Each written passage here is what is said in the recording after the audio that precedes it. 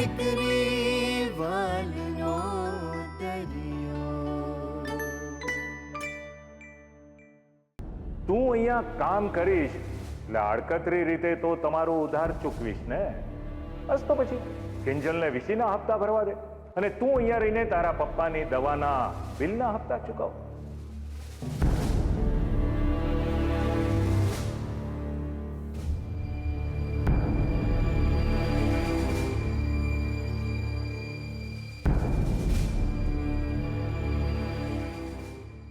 સેજલ, આજે નહીં તો કાલે આપણે એમના પૈસા તો ચૂકવવાના જ હતા ને. તો એમ સમજ કે આજથી એનાય શ્રી ગણેશ થઈ ગયા. મેં વિચાર્યું હતું પહેલા પગારના પૈસા મમ્મી પપ્પાના હાથમાં આપીશ, તારી મદદ કરીશ. પણ પપ્પાજીએ મારા આખા પ્લાન પર પાણી ફેરવી દીધું. કિંજલ, મને એમ લાગે છે કે સંઘવી કન્સ્ટ્રક્શન જોઈન કરીને મેં કોઈ ભૂલ તો નથી કરી ને? સેજલ, જા જઈને સૂઈ જા. મને લાગે છે તું સખત થાકી ગઈ છે.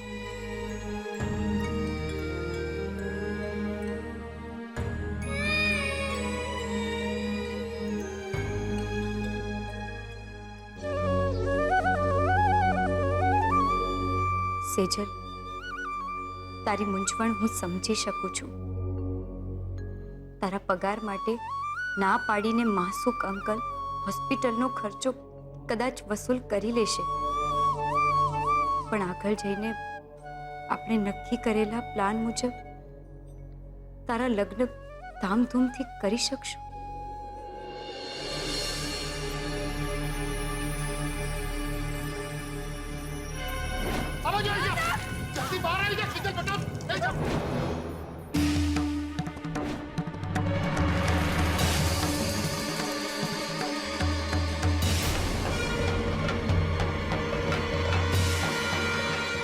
પરમેશ્વરને પંચ માનીને મોહનને, એની પત્ની અને એની ત્રણેય દીકરીઓ સહિત રાત્રિ બહાર મૂકો છો. કિંજલજી જેવી છોડીઓ છડે ચોક રસા થાળ જેવી પોતાની જાતને એ લોકોની સામે આમ પીરસી દે.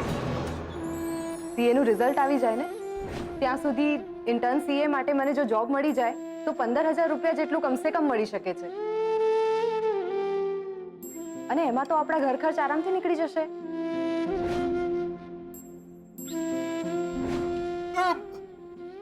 રમાકાંત અંકલે આપ્યો છે એડવાન્સમાં. ને પપ્પા, આમાંથી છે ને હું સૌથી પહેલા વસંત અંકલને બોલાવીને વીસીનો હપ્તો ચૂકવીશ. આપણો પહેલો વીસીનો હપ્તો. હવે પાણી માથાની ઉપર જઈ રહ્યું છે મોહન. તારે પગલા લેવા જ પડશે, બોલવું પડશે તારે. બોલ મોહન, બોલ. ધિક્કાર છે તને. તારી આ હાલતને કારણે તારી દીકરીઓને ઉંમર કરતા પહેલા જવાબદારીઓ સ્વીકારવી પડી છે. બેકાર છે તું, બોજો છે તું, બોજો. તને જીવવાનો કોઈ અધિકાર નથી. મળી ગયો મને સાજા થવાનો રસ્તો મળી ગયો. 550.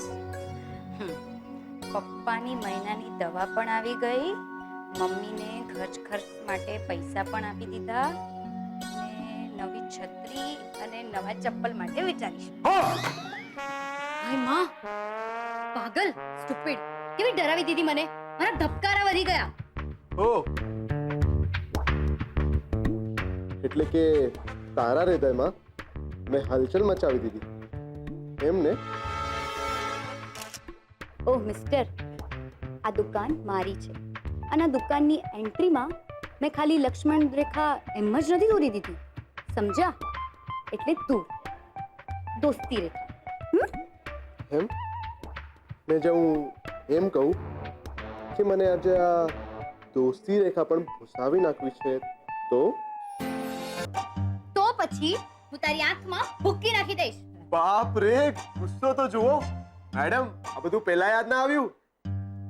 અને અહીંયા હું મારા દિલની વાત કહેવા નહીં પણ બીજા કોઈ કામથી આવ્યો છું. મદદ મળશે? પેલા કામ બોલ, પછી કહીશ હા કે ના. અરે અરે બાપ રે, ભારે જબરી હો. ઓહો, તો અહીંયા આવીને બેસી ગઈ. હવે મારી વાત સાંભળ ને મને એમ કે જો કોઈ બે પ્રેમ કરનાર વ્યક્તિ હોય અને બંનેના વચમાં પ્રેમ ઓછો અને તું મેં વધુ ચાલતી હોય તો આપણે બેય મળીને પેલી હરી ગયેલી પ્રેમની આગને પાછી ભડકાવી જોઈએ કે નહીં? આમ આંખોમાં આંખ, હાથોમાં હાથ. શું કહે છે? ઉત્કર્ષ, ત્યાં ઝાડ પાસે કોઈ છે? શું? હું અહીંયા આટલો હેન્ડસમ તારી સાથે વાત કરી રહ્યો છું અને તું ત્યાં ઝાડ પાનને જોઈ રહી છે? આ તો હદ કહેવાય. પણ સાચે જ ત્યાં કોઈ હતું ને મને લાગ્યું કે એને આપણો ફોટો પાડ્યો. ઓહ મિસ કિંજલ ભટ્ટ, ફક્ત હું જ તને તાપીનગરની રાણી કહું છું. તું કોઈ સાચે તાપીનગરની રાણી થોડી છે કે પત્રકારો અને મીડિયા વાળા તારા છુપાઈને ફોટા પાડે. અને આ જો, આ બે પિક્ચરની ટિકિટ છે, બહુ સ્પેશિયલ ટિકિટ. બોલ, મારી મદદ કરીશ? આમાં તારો પણ ફાયદો છે.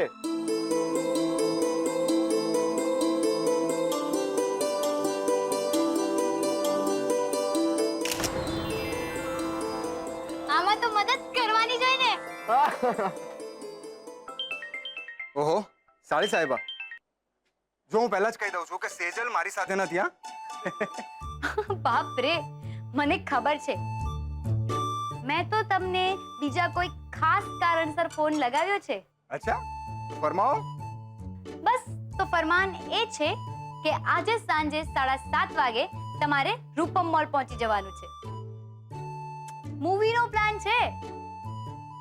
તમે, હું, બીજલ, સેજલ ને ઉત્કર્ષ. મૂવી? કેમ અચાનક? અચાનક ક્યાં? પાર્ટી આપું છું મારા તરફથી. કેમ?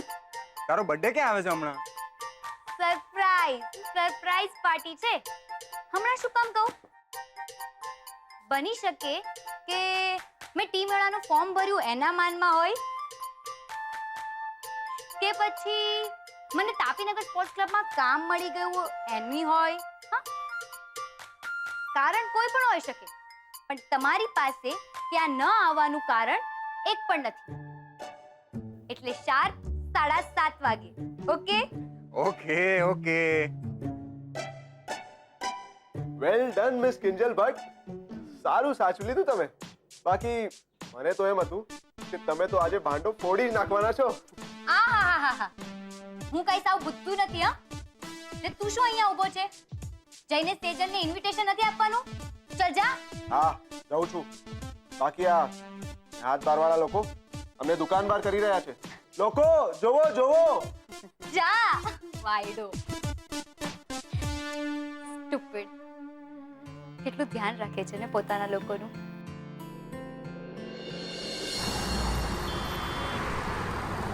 ₹15 લાખ રેતીના, 18 લાખ ફ્લોરિંગના, તો પછી 22 લાખ ટાઇલ્સના કઈ રીતે હોઈ શકે? કઈ ગડબડ લાગે છે. Madam, may I come in please? Yes, come in. Sejal ભાભી. અરે ઉત્કર્ષ, તું. આઈ એમ સોરી, મારું ધ્યાન જ નહોતું. It's okay. પણ હા, અત્યારથી જ કહી દઉં છું કે સાંજે 7:30 વાગે મૂવીનો પ્લાન છે. સો રૂપમ મોલ પહોંચી જજો. સાંજે? Not possible. શું નોટ પોસિબલ? અરે આ બાજુની જ તો બિલ્ડિંગ છે રૂપમ મોલ, અને તમને ખાસ ધ્યાનમાં રાખીને જ પ્લાન બનાવ્યો છે અને જગ્યા નક્કી કરી છે. ઓકે, પણ રીઝન શું છે? કારણો શોધતા ફરશો તો સમય સરી જશે. ને જો હમણાં કહી દઈશ તો બધી મજા મરી જશે. અરે વાહ વાહ વાહ વાહ વાહ વાહ. ઉત્કર્ષ, બીજું કોણ કોણ આવવાનું છે સાથે? હું, તમે, રૂપેશ, કિંજલ અને બીજલ. સ્ટ્રેન્જ, કિંજલ સાથે મારી હમણાં જ વાત થઈ, પણ એને આ વિશે મને કાંઈ કહ્યું નહીં. એમ હશે, બિચારીની ઉંમર થઈ ગઈ, હવે ભૂલી ગઈ હશે. ઉત્કર્ષ, સારું સારું, ચલ જા હવે. હા હા, ચલો મળીએ. બાય. બાય. સાવ પાગલ છે. કિંજલની ઉંમર થઈ ગઈ છે. અરે અરે, હું ક્યાં હતી? ટાઇલ્સના 22 લાખ રૂપિયા.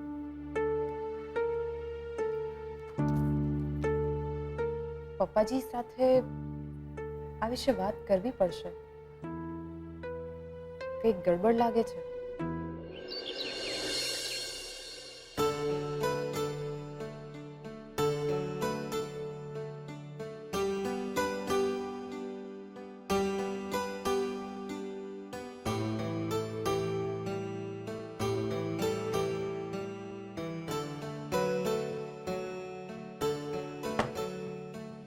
મીરા, તું શોધે છે. તમારી જમ્યા પછીની દવા મળતી નથી. મમ્મી, શું શોધે છે? તારા પપ્પાની દવા. તે અહીંયા જ હશે ક્યાંક. હા, પણ મળતી નથી. તે ક્યાંથી મળે? દવા અહીંયા છે. પણ આ ડબ્બી અહીંયા ક્યાંથી?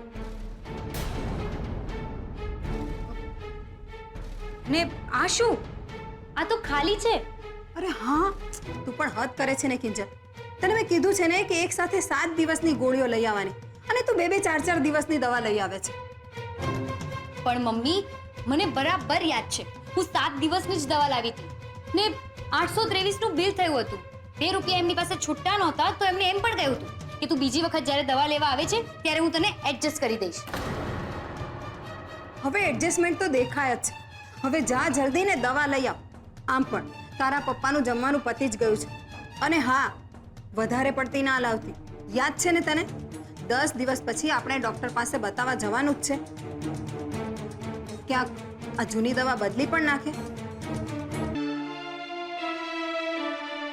ઓ નો, વિચાર્યું હતું કે જો આ ફેરીએ થોડા પૈસા વધશે તો નવા ચપ્પલ લઈ લઈશ, પણ વાંધો નહીં, પપ્પાની દવા જરૂરી છે.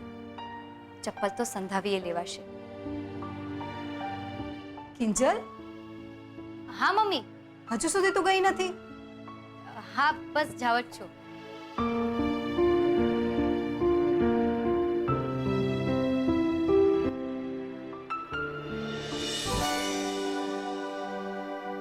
પપ્પાજી, તમે મને બોલાવી? ઓ યસ સેજલ, આવ આવ આવ. બેસ બેસ બેસ. ના, ઇટ્સ ઓકે. ઓલરાઈટ.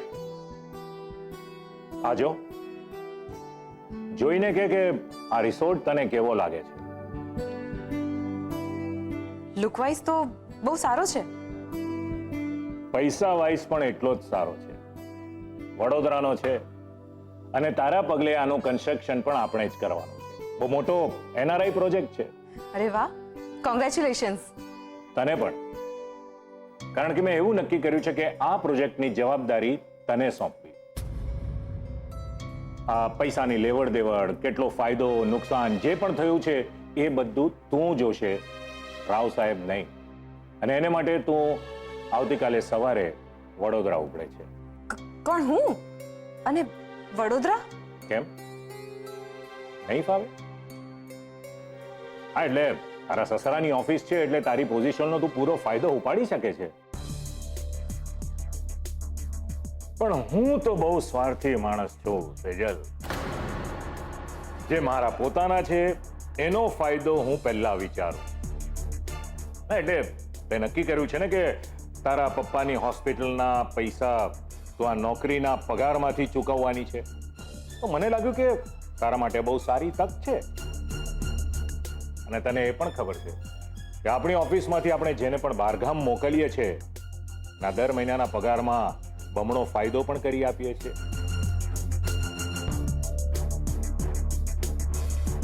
તો જઈશ ને તું? હાસ તો પપ્પાજી. Thank you very much.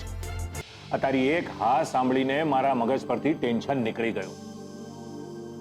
બાકી આ દુબઈથી પાછા આવ્યા પછી આ બધા પ્રોજેક્ટ્સનો વર્કલોડ એટલો બધો વધી ગયો હતો કે મને ડર હતો કે આટલો સારો પ્રોજેક્ટ હાથમાંથી મારે જવા ન દેવો પડે. પણ નહીં, ભગવાન છે, ખરા સમયે તને ઓફિસમાં મોકલી આપી. હા, પણ પપ્પાજી ત્યાં જઈને મારે કોને મળવાનું છે? અરે હોતું હશે કઈ. તું માસુક સંઘવીની પુત્રવધુ છે, લોકો તને સામેથી મળવા આવશે. ત્યાં 5 સ્ટાર હોટલમાં તારી રહેવા ખાવા પીવાની બધી વ્યવસ્થા થઈ ગઈ અને તું પહોંચે પહેલા તો ભૂપેનભાઈ ત્યાં પહોંચી ગયા હશે. એટલે એ પછી આગળ જેમ કે એ રીતે તું કરજે. ઓકે? બીજી એક વાત, હાલે લે આમાં 25,000 રૂપિયા છે. 25,000? ત્યાં કોઈને આપવાના છે? અરે કોઈને આપવાના નથી, આ હું તને આપી રહ્યો છું. પણ હા, તારા સસરા તરીકે નહીં, સંઘવી કન્સ્ટ્રક્શનના માસુક સંઘવી તને આ પૈસા આપી રહ્યા છે. પૈસા સાથે હોય તો કામ લાગે. ઓકે? આ પૈસાનો પાઈનો હિસાબ તારે મને આપવો પડશે. બાકી બેટા, તારા પર્સનલ ખર્ચા માટે, શોપિંગ માટે પૈસા જોઈતા હોય તો મને કે, જોઈએ એટલા પૈસા આપવા તૈયાર છું. ના પપ્પાજી, એની કોઈ જરૂર નથી. તો હું જાઉં? જા, સવારે 5 વાગે તૈયાર રહેજે. ડ્રાઈવરને કહ્યું છે તને લેવા આવશે ને એરપોર્ટ મૂકી જશે. Okay? All the best. Thank you.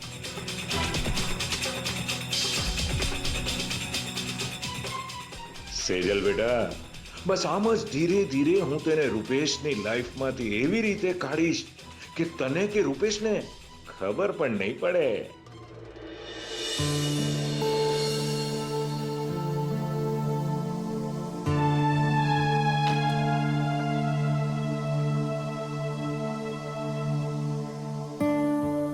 Kinjalben, તબિયત તો ઠીક છે ને? અને આવવામાં પણ મોડું થયું? હા, એ પપ્પાની દવા ખતમ થઈ ગઈ હતી એટલે પેલા લેવા ગઈ, પછી ઘરે દેવા ગઈ ને પછી આવી. ખતમ થઈ ગઈ હતી? અરે પણ તમે તો 7 દિવસની દવા એક સાથે લાવો છો ને? સોમ, બુધ, હા બરાબર યાદ છે મને. હજી તો 2 દિવસની દવા બાકી હોવી જોઈએ ને? હા, મેં પણ મમ્મીને એ જ કહ્યું, પણ ખબર નહીં મમ્મી માનવા તૈયાર જ નથી. ઉપરથી આ વરસાદની સિઝન, એને કારણે ઘરાગી પણ ઓછી થઈ ગઈ છે. પહેલામાં 1000 રૂપિયા પણ નથી પડ્યા. એ છોટુ, દુલા, ચાને જરા જો ને. સારું. બોલો સાહેબ, શું જોઈએ છે? કડક અને મીઠી.